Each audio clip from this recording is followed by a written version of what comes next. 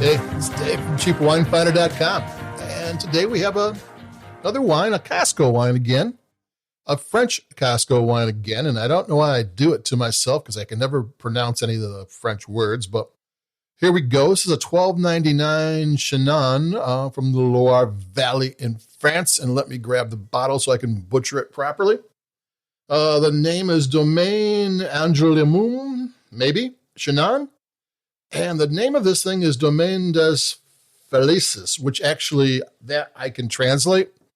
That means the place or the field of the cliffs, and there's a good reason for that. Where the winery is, they have several vineyards in Chinon. And Chinon is the vineyards are on the hillsides along a river, and they're really steep hillsides, and there are actually cliffs on these hillsides. And this particular vineyard has cliffs near it where the grapes grow, so it's called that. It's a young wine, Domaine Angelliaume. This is the youngest wine. They do Sauvignon Blancs and Chenin Blancs and sparkling wines, and they do about 5 different Chinons, Cab Francs, and all of them are more complicated than this one. But this is a good young Chinon. Cab Franc, if you're not too familiar with that, is the blending grape, like the third grape from Bordeaux. You know, one side of the river is Merlot-based blends. The other side of the river is Cabernet Sauvignon-based blends, and usually speaking, and almost always the third grape up is Cabernet Franc. It's a blending grape there, but here in the village of Chinon, it's the king. So there we go, and it's actually, it's actually really great. It's one of the most, other than places like Burgundy, where it's either Pinot Noir or Chardonnay. It's one of the few places where you get single variety. Like most of French wine is blends, and here we have one that's not, and it's actually really good. And $12.99 is not a bad price for Cabernet Franc from Chinon. And it's kind of funny. One thing about French wines, which always gets me, is that when they name their wines in France, where the wine is located and who is the producers, all everybody cares about. They know that if it's this producer near this village, they make these wines. They just know it. They grew up on it. But in the United States, people who study it know, but nobody else knows. It's not just something you would naturally know. When I was looking up this wine, I couldn't find much on it. And it turns out, the winery has a website. I couldn't find it because everybody who wrote about it, because the name of the wine is the Domaine des Felices, which is cliffs, I guess. Thought that was a name because there was the word domain in it, and domain's usually in there. And it's like, no one bothered to check. So it's not a place of cliffs. But that's kind of a problem. If people who write about wine don't know what the name of the wine is or who the winery is, what the brand is, how is anybody else supposed to find out about it or know about it? And that is really one of the problems with French wine. It's uniformly good. It's not always expensive. Like half the Bordeaux wines are under $20. And in the Loire Valley, the town of Chinon does the red grapes. But in the Loire Valley in particular, I think the best Sauvignon Blanc in the world, and not just Sancerre, just regular inexpensive stuff, is the best Sauvignon Blancs out there. I do like New Zealand and other places, but if I had my pick, I would explore Loire Valley. And, so there you go. So here's a wine that, finding more Chinon. Well, you can find Chinon in stores because that's the name, but who's who and what's what isn't always that available, which is why Costco is good. And this is a drink it now wine. It's 40-year-old vines. It's in cement.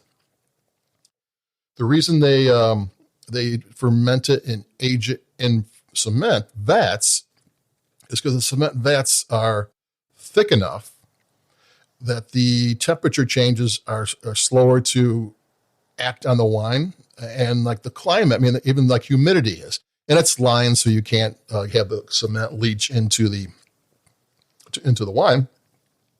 But like a a stainless steel tank or vat is kind of thin walled. It's not that thick. And if a temperature drops, well, the wine inside will drop. And even a wood barrel only has so much insulation properties, but a fairly thick cement vat does. So that has some sort of stability, is something that wine really likes. And so that's why they use it. Plus, you can use it over and over again. And, a wine that's aged and fermented in cement is going to taste different than wine that's aged in stainless steel and in wood. So it adds a little bit something to the wine, and especially a wine that doesn't need oak, because Cabernet Franc actually has some tannins to it. So it doesn't really need more structure or more little edge to it. It already has it. So that's not so bad. So it all works together. And this is a tasty little wine. Most of the time you're going to go to, if you're going to go to a shop and buy Chinon, you're not going to get, most of the wines that come here, France doesn't want to be your $10 wine dealer. They want you to buy the more expensive wines. And so you're not going to find a lot of inexpensive ones, maybe Cab Franc rosés from Chinon and that type of stuff. But trying to get a wine that's reasonably priced isn't the easiest thing to find. They're there, but they're pushing the more expensive wines, and that's okay. But because we can find it from Costco and it tastes good, it's darker, but really bright, fruity wines. Kind of tastes great. I'm going to take a sip right now. And it's French. I drink a lot of like California wines, and that's a certain style. And every so often I need like French wines or Italian wines to reset my palate, because they're not going to be exactly the same. Though this one has a lot of things that if you like California wine, you'll like. It does have that bright acidity to it. It does have flavors, but they tend to be a little darker, a little sleeker. But that's okay. I mean, it's still in the ballpark. It's still something you can get your palate behind and kind of enjoy. And that's pretty good. And you don't have to worry about which is the brand name and which is the winery name. It's probably only Chinon and Costco. Sometimes if you went in there asking for the Domaine de Falaise, they would have no clue what you're talking about. And the Angelliaume, Domaine Angelliaume name of it, that's front and center, but it looks more like a brand name than, it looks backwards. And that's French wine. They just do what they do because that's what they do. The French do it their way. And that's fine. When it works, it doesn't work so well in their cars, but it works great on their wines. And that's cool with me. And this is a nice little wine that teaches a little bit about Chinon without paying a lot of money to get. This is a good starter wine. Tastes great. I mean, I got no problems with it whatsoever. It's a tasty little wine. Didn't know what to expect exactly. It's been a while since I had a Chinon, and they're usually pretty good. They usually are bright and juicy, and this one's no exception. And I'm liking it. And that's it for me. I'm not sure where we're going to go next, but we'll do something next. And that's about it. We'll talk a little bit. I don't know. I'm trying to think of a wine for St. Patrick's Day that's coming up and what have you, but we'll figure out something. And they'll keep it cheap, but we always come up with something. It's an endless string of this. We can't stop now. Adios. Bye-bye.